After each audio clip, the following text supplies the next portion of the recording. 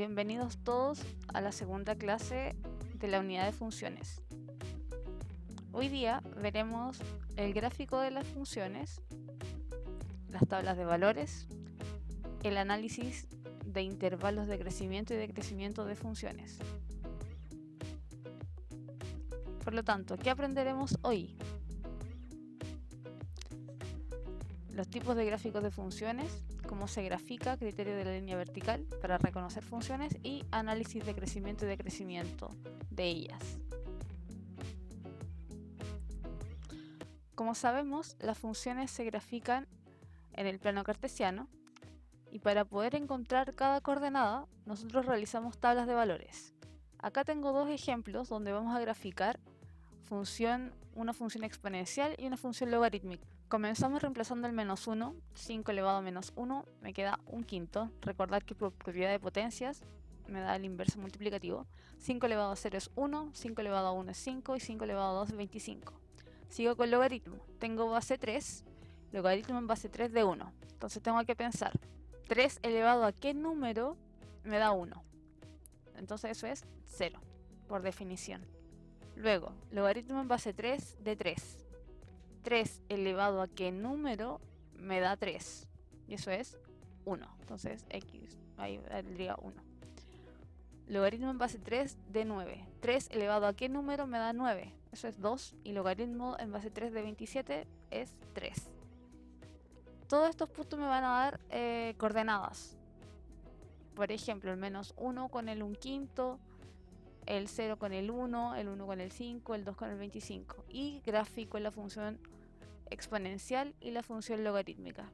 Y puedo ver los puntos de coordenadas en el plano.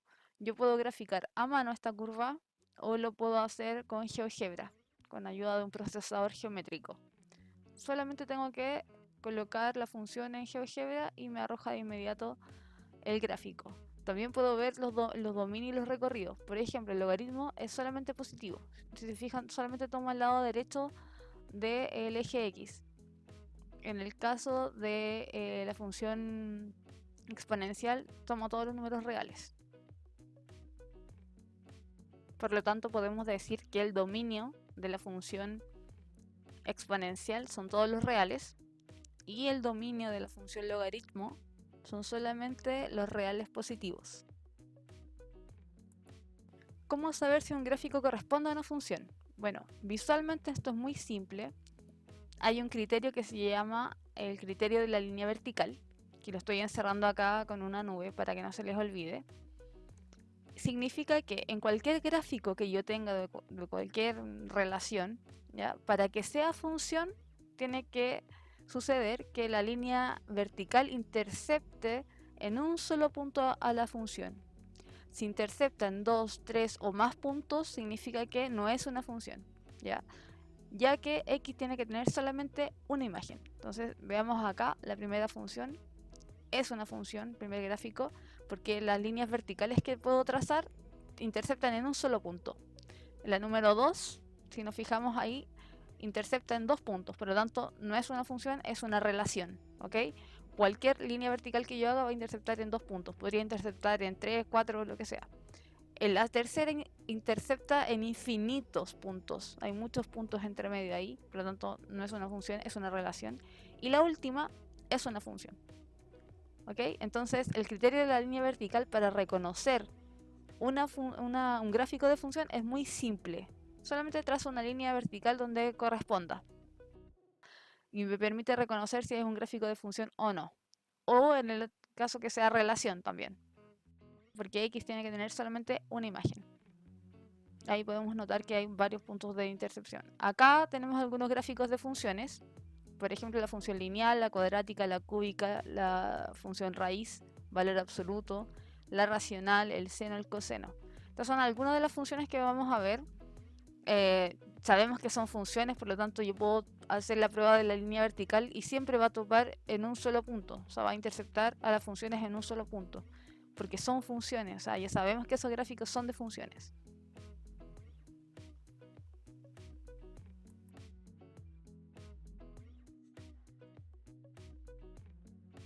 ¿Qué tienen en común todas las funciones que tenemos acá o todos los gráficos de funciones? Es que solamente tienen un punto de intersección con la línea vertical que hice. Por lo tanto, los valores de x tienen una sola imagen. Por otro lado, todos estos gráficos se pueden analizar. ¿Qué podemos deducir de estos gráficos de funciones? Por ejemplo, los intervalos de crecimiento y de decrecimiento, los valores máximos, los valores mínimos, los máximos relativos, los mínimos relativos, puntos de inflexión, puntos críticos, etc. Esto es lo que vamos a ver ahora. Si se fijan en este gráfico, tenemos que los intervalos de crecimiento están con azul, ¿sí? La línea va creciendo, tenemos la flecha, y cuando va decreciendo está en rojito, ¿sí? Hay una notación para escribir los intervalos que es como a través de conjuntos, ¿ya? Con la unión de intervalos. Tenemos también manera de escribir el dominio y el recorrido, también con intervalos, en el caso que la función esté acotada en la recta numérica y no se vea su totalidad. Por ejemplo, en este gráfico, la función está definida entre el -2 y el 8. Entonces ese es mi rango, ya donde estoy observando la función, para poder analizarla de manera correcta. Entonces digo que el dominio, por ejemplo, de esta función está entre el -2 hasta el 8 incluido. El recorrido de la función va a ser en el eje Y, aproximadamente en el -5 hasta el valor 4. Lo voy a anotar ahí con intervalo, con corchetes cerrados, porque incluye esos números entre el -5 y el 4. Si quiero hablar de máximo absoluto, me fijo que cuando x vale 8, la función llega al máximo, a la cúspide, en el valor 4. Por lo tanto, el valor máximo de la función es 4. Por otro lado, el mínimo se encuentra en el -2, -5. Tengo un segundo ejemplo. Tenemos esta gráfica que es mucho más amplia. Entonces tengo que, ver la graduación de la gráfica en el eje X. Esta gráfica va a llegar aproximadamente hasta el 9 y hasta el -5, aprox. Puedo ver el recorrido también en el eje Y y graduar lo que falte. La idea es que esta actividad yo les voy a ayudar un poquito, pero que la terminen ustedes, ¿ok? Tenemos acá intervalos de crecimiento que están marcados con azul y los de decrecimiento que están marcados con rojo. ¿Cómo se anotan? Como intervalo. Entonces, ¿dónde crece? Entre el -5 y el -3, abiertos, porque los puntos críticos no se anotan como incluidos. Entre el 1 y el 2, siempre mirando el eje X, unido con el 5 y el 7, en el intervalo 5,7. ¿Ya? Siempre los intervalos van abiertos, los corchetes hacia afuera, ¿ok? Porque no tomo los puntos críticos. Y es decreciente entre el -3, ¿ya? Veo dónde termina, hasta el 1. Entonces lo anoto, -3,1. Abierto, unido con el otro intervalo donde es decreciente, el otro intervalo rojo, que si me fijo en el X, empieza en el 2 y termina en el 5. Unido con el último intervalo de decrecimiento, que lo tengo en el 7 hasta el 9. También abierto. Ahí tengo los intervalos de crecimiento y de decrecimiento. Ahí tengo el 1. ¿Cuáles son los máximos y los mínimos? Están marcados ahí. Yo tengo que colocar la coordenada que corresponde a cada máximo y cada mínimo. Hay máximos absolutos que son los más altos, ¿ya? Y algunos máximos que aparecen. Lo mismo que pasa con los mínimos. Hay mínimos relativos y el mínimo absoluto. Ustedes los anotan ahí, los marcan y los indican. La idea es que lo grafiquen en su cuaderno bien bonito con los colores y así va a ser más fácil de reconocer. Acá, por ejemplo, los máximos relativos no están en valores exactos. Por lo tanto, ahí voy a aproximar más o menos con decimales qué valores tiene. Por ejemplo, el máximo relativo en el x igual a 7 e y igual a 3,5 aproximadamente. Esa sería la coordenada. También tengo otro máximo relativo en el -3. También aproximadamente llega al 3,5. Y los tengo que anotar todos. Ahora vamos a hacer una actividad. La idea es que ustedes vean el dominio de recorrido, el crecimiento y decrecimiento, el máximo y el mínimo de las funciones. Y yo les voy a dar algunas pistas para que puedan trabajar de manera individual, autónoma. Y si tienen dudas, de igual forma me las pueden hacer llegar por Classroom. Por ejemplo, dice acá, número 1, determina para cuáles valores de x cada función es creciente y para cuáles es decreciente.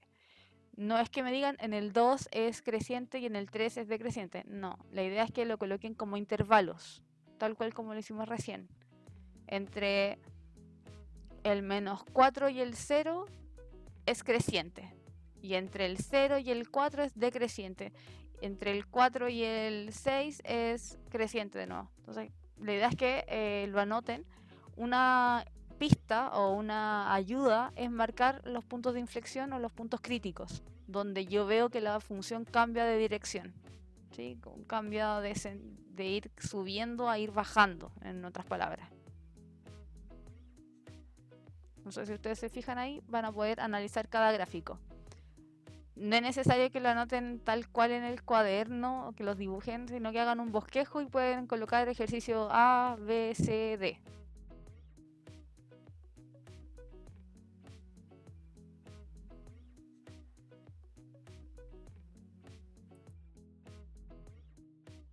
Me interesa que hagan un análisis claro, que entiendan el concepto de intervalo, de unión, cuando es creciente, cuando es decreciente, que lo marquen con colores para que quede clarísimo, que entiendan que el gráfico de una función se lee de izquierda a derecha y no de derecha a izquierda, ¿ok? Siempre de izquierda hacia la derecha.